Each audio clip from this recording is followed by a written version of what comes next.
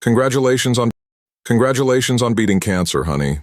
I've transferred the house to my name to protect our assets during your treatment. You can trust me completely. My name is Garrett. I'm 38 years old, and I've spent the last 12 years as an estate planning attorney in Salem, Oregon. I help families protect their most valuable assets through the complexities of illness, divorce, and death. The bitter irony wasn't lost on me as I stared at the legal documents my wife had just placed in front of me. Sophia and I had been married for 6 years. She was sitting across from our kitchen table with that concerned, caring expression she'd perfected over the past 8 months of my cancer treatment. The paperwork showed a quitclaim deed transferring our $850,000 home entirely into her name, dated just 3 days ago. The oncologist said your prognosis is excellent now, she continued, her voice dripping with false concern. But we need to be smart about protecting our assets in case the medical bills get out of control. This way, if something happens, the house is safe. I set the documents down carefully and looked at the woman I'd loved for 6 years. Sophia had no idea what I actually specialized in as an attorney. She thought I just handled simple wills and basic legal paperwork for elderly clients. She had no clue that my expertise was protecting assets from exactly this kind of manipulation, that I'd spent over a decade learning every possible way someone could steal property from vulnerable family members. The transfer notification from our mortgage company had actually hit my private email 2 hours before she brought me the papers. Our house, the one we'd bought together, renovated together, planned to grow old in together, legally belonged entirely to her now. But Sophia had made one crucial mistake. She'd assumed that someone fighting cancer, someone dependent on her care and support, someone grateful just to be alive, would be too trusting and too weak to protect himself. She had no idea about the second will I'd drafted and hidden 6 months ago, when I first noticed her late-night phone calls and sudden interest in our property values. Sophia thought she was protecting our assets. She was actually about to lose everything. 3 weeks had passed since Sophia's asset protection conversation, when I discovered the real reason behind her sudden legal maneuvering. I was in remission, my strength returning daily, but I'd been playing up my fatigue to observe her behavior more carefully.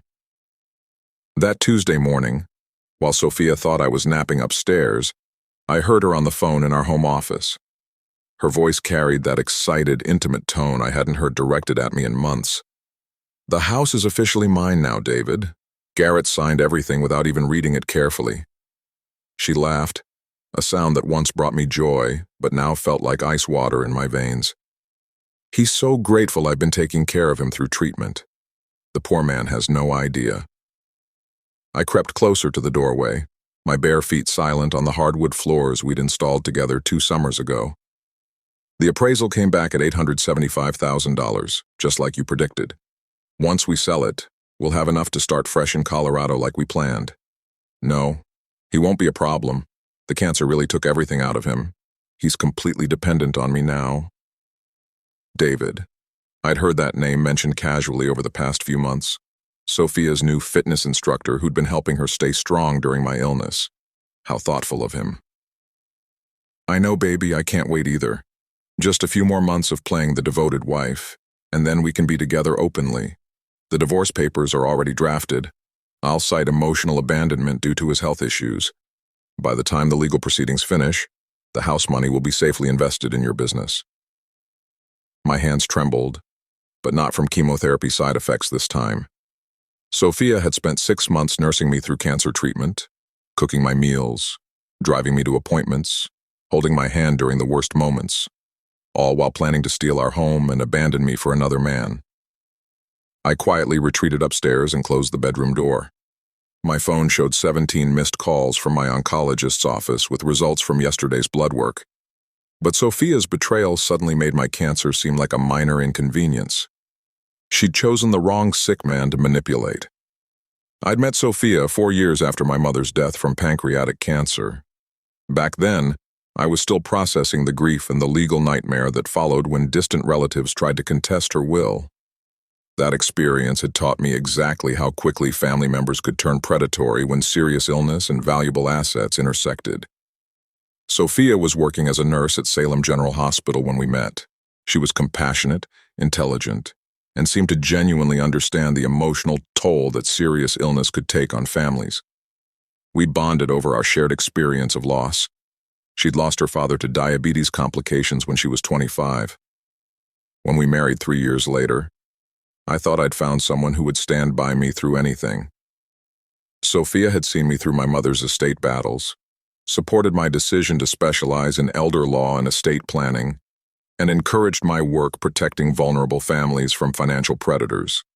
But looking back over the past year, there were signs I dismissed or rationalized away. 8 months ago, when my oncologist first mentioned the word cancer during what was supposed to be a routine physical, Sophia's initial reaction had seemed more calculating than emotional.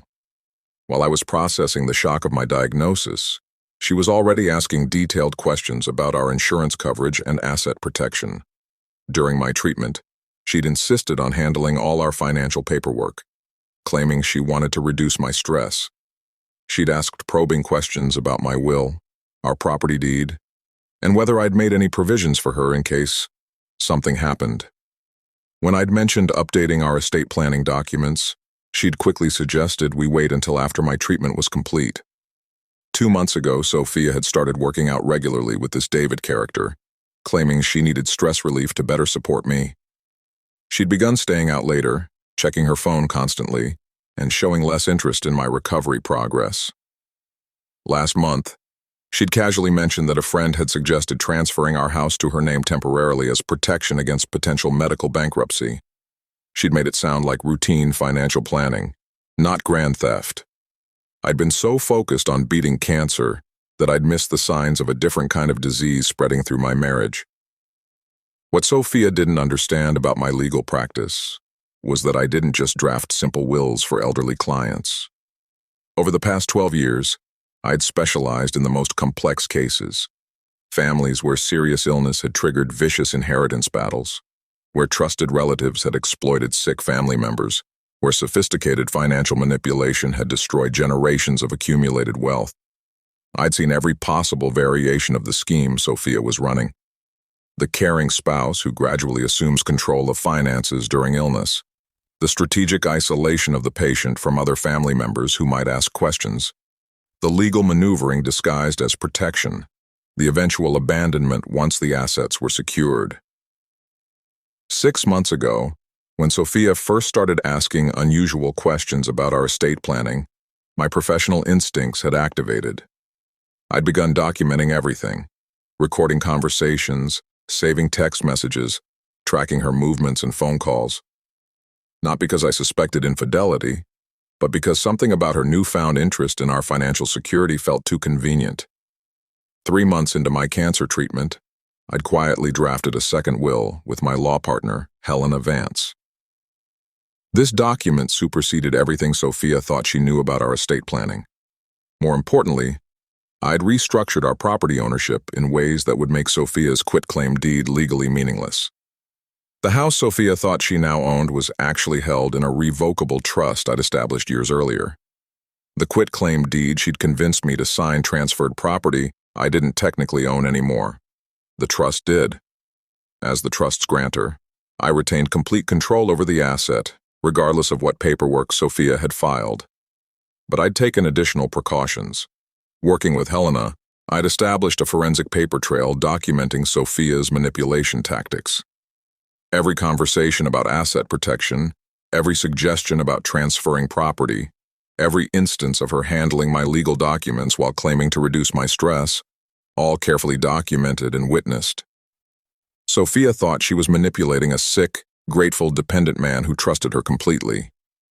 She was actually trying to defraud someone who'd spent his entire career staying 3 steps ahead of people exactly like her.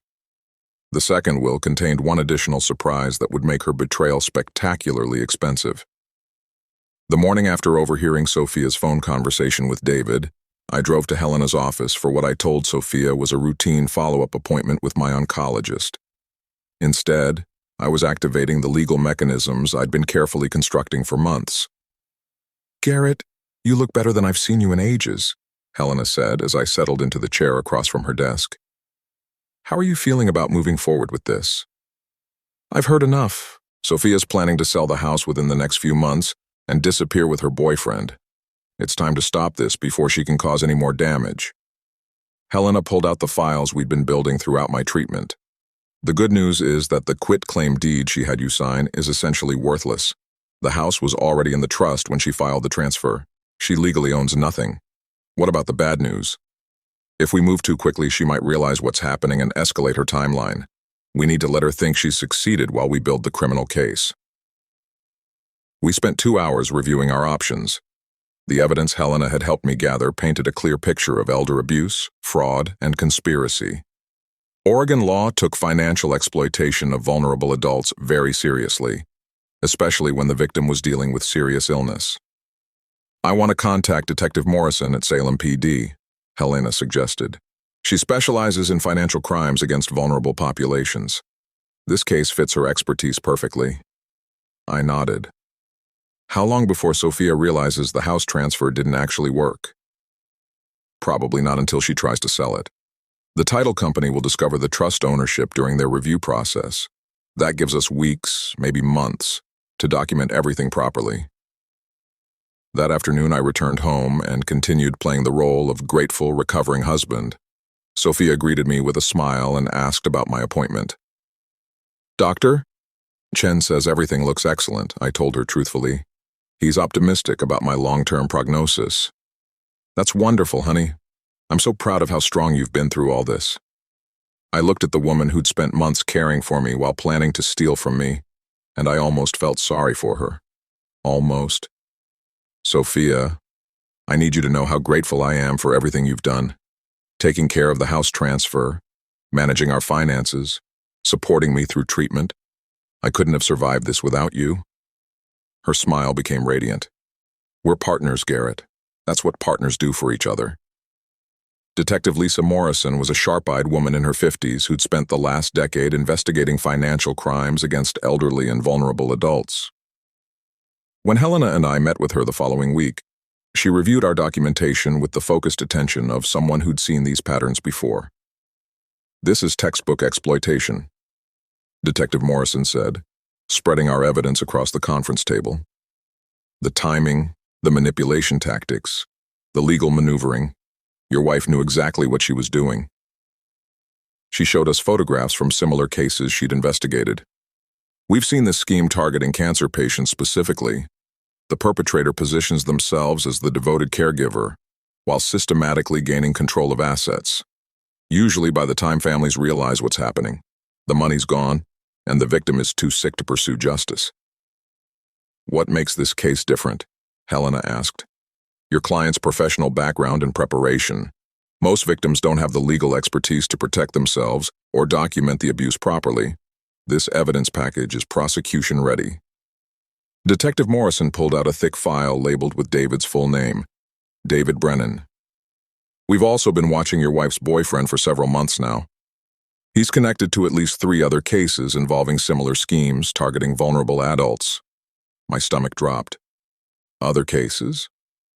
David specializes in identifying women who are caring for sick or elderly family members with significant assets. He develops relationships with these women, then helps them develop plans to steal from their vulnerable relatives. Usually the women think they're genuinely in love with him. She showed me photographs of David with different women in different cities. Each photo looked remarkably similar to the ones I'd seen Sophia posting on social media. Same pose, same intimate setting, different woman. How many victims? I asked. At least 6 that we've identified in Oregon and Washington. Total stolen assets are approaching $2.3 million. Your wife isn't David's first target, and she probably won't be his last. Helena leaned forward. Is Sophia a victim or a perpetrator? Both. David's been manipulating her, but she's still choosing to commit fraud against her own husband. Oregon law doesn't provide much sympathy for people who steal from cancer patients, regardless of their motives. Detective Morrison opened another file. We'd like to use your case to build a larger investigation into David's network. That means letting Sophia continue thinking she's succeeded while we gather evidence on the broader operation. How long will that take? 4 to 6 weeks. We need to identify all of David's current targets and gather enough evidence to prosecute the entire network simultaneously. I thought about Sophia at home, probably planning her new life with stolen money from our house. What happens to her during all this? That depends on her cooperation once we make arrests. If she helps us understand David's methods and testifies against the network, she might face reduced charges. Detective Morrison closed the files. Mr. Ashworth, your wife chose to prey on someone fighting cancer. Whatever sympathy she might deserve for being manipulated, that decision crossed a line most juries won't forgive. 6 weeks later, I was reviewing estate planning documents at my office when Helena burst through my door with Detective Morrison close behind. It's happening today, Helena announced. The arrests are starting in 1 hour. Detective Morrison was practically vibrating with excitement. David made a crucial mistake yesterday. He tried to recruit Sophia to help him target another cancer patient. Your neighbor, Mrs. Patterson. Sophia agreed to help him access her financial information. I felt sick. Mrs. Patterson was a 78-year-old widow undergoing chemotherapy for breast cancer. She'd been bringing me soup and checking on my recovery for months. We have everything on recording, Detective Morrison continued. Sophia discussing strategies for gaining Mrs. Patterson's trust. David explaining how to access her banking information. Both of them planning to steal her life savings. The conversation happened yesterday afternoon while you were at your follow-up appointment. Helena handed me a federal warrant. The FBI Financial Crimes Division has taken over the case. David's network extends across multiple states and involves federal wire fraud charges. What about Sophia? She's being arrested this afternoon on charges of conspiracy to commit elder abuse, attempted fraud, and theft by deception.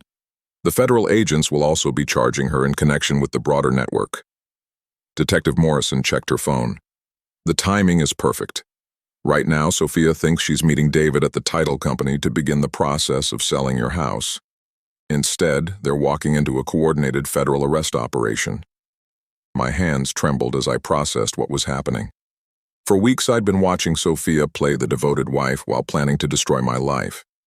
Now she was facing federal charges for targeting other vulnerable people beyond just me.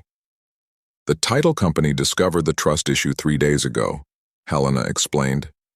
Sophia panicked when she realized the house sale couldn't proceed. That's when David suggested targeting Mrs. Patterson as an alternative source of funds. My phone buzzed with a text from an unknown number.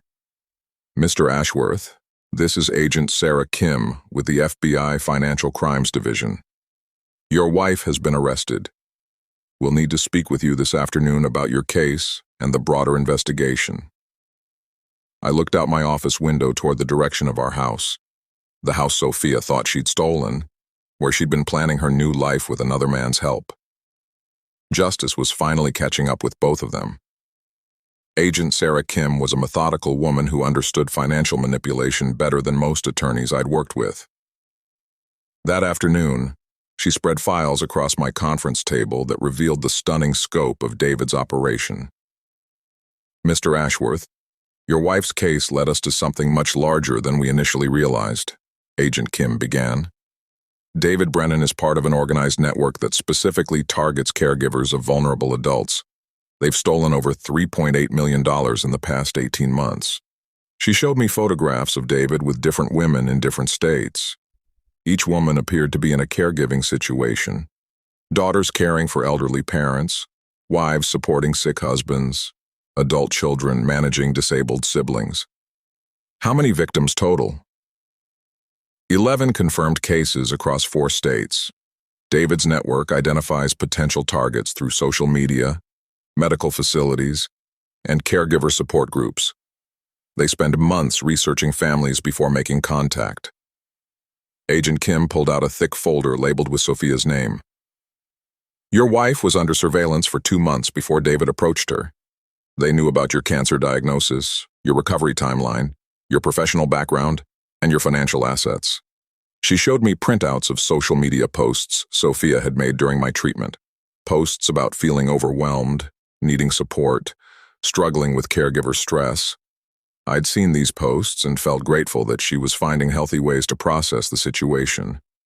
David's people fed him detailed information about your wife's emotional state, her concerns about your health, even her workout schedule at the gym where he arranged to meet her.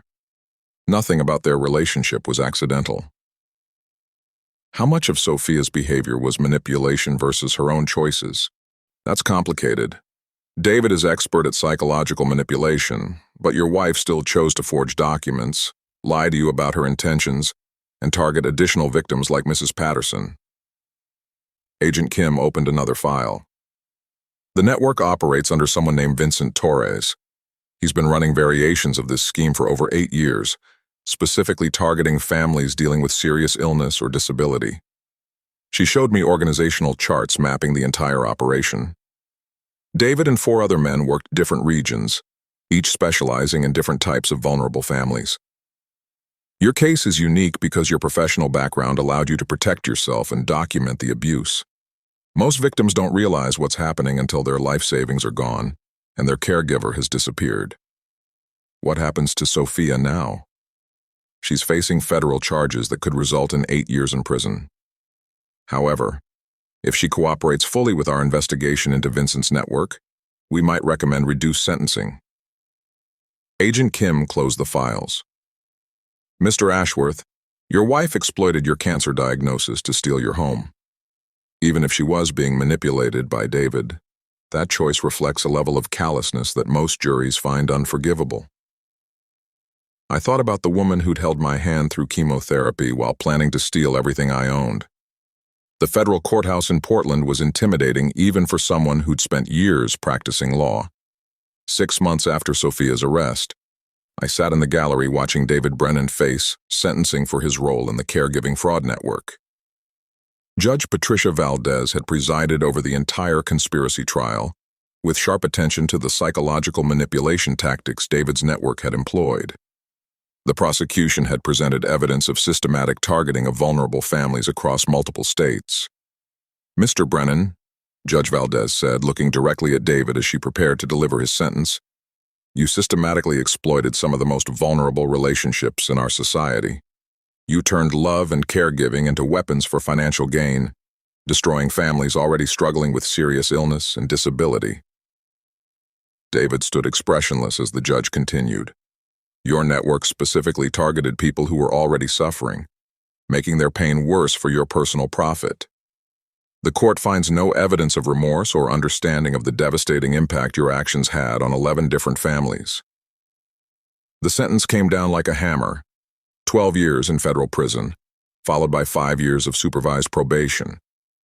David would also be required to pay full restitution to all victims, though most of the stolen money had already been spent or hidden in offshore accounts.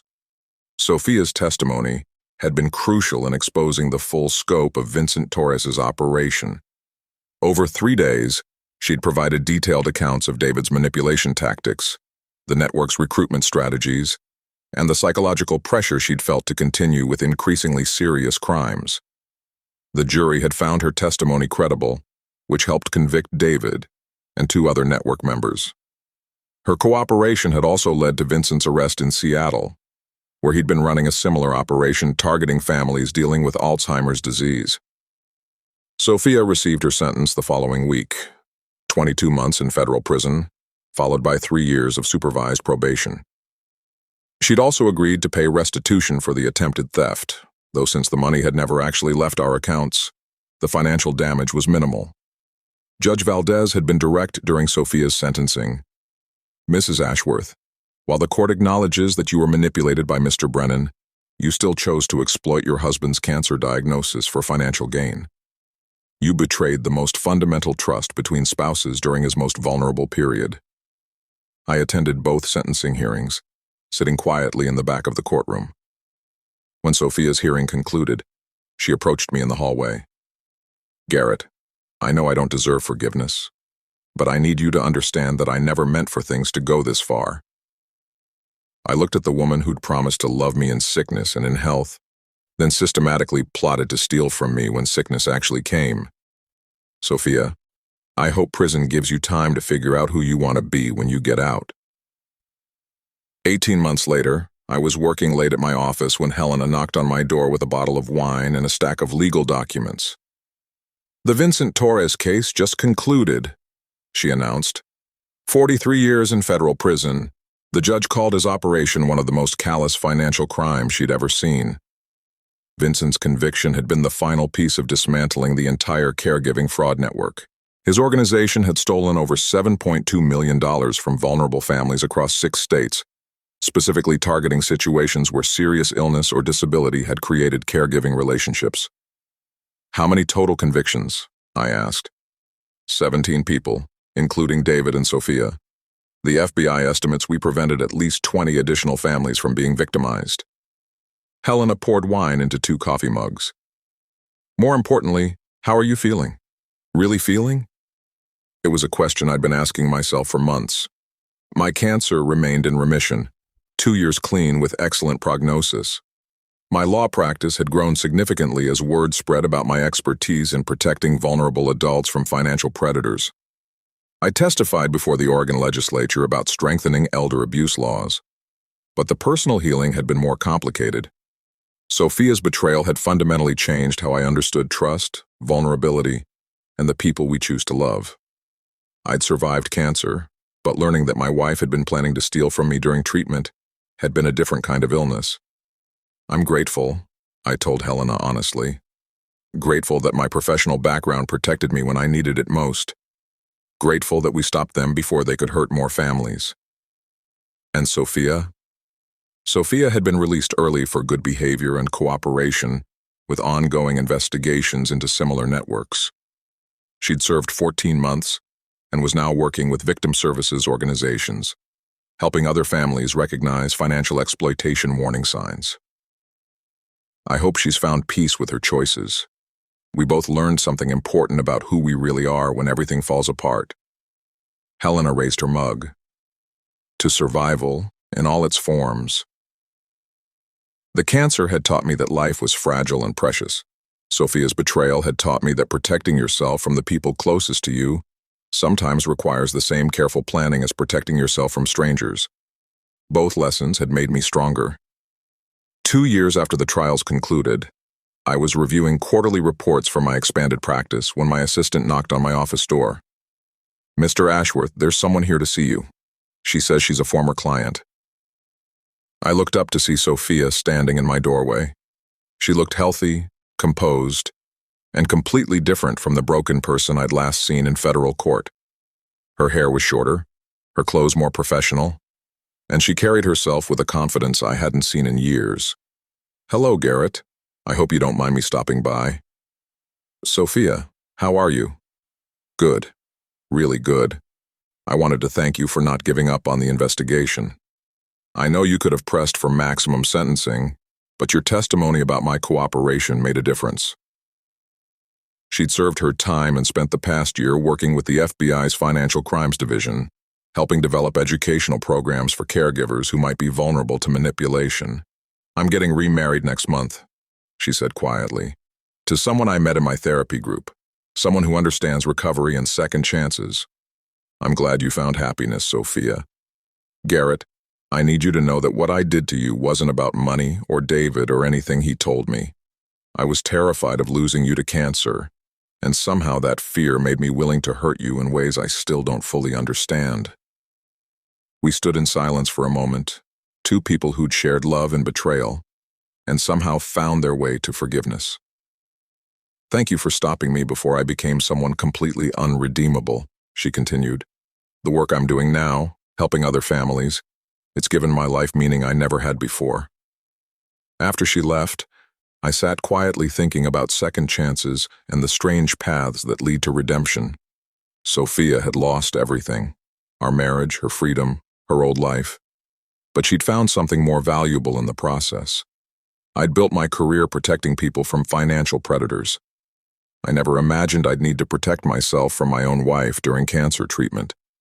But when that moment came, every safeguard I'd built held firm. Sometimes the greatest betrayals teach us the most important lessons about resilience, justice, and the difference between surviving and truly living. My cancer was gone. My marriage was over. My faith in my own judgment had been tested and proven sound. Most importantly, I'd learned that protecting yourself isn't about not trusting people. It's about being prepared for the possibility that trust might be misplaced, and having the strength to respond with both justice and compassion when that happens. The second will had never been needed. but knowing it existed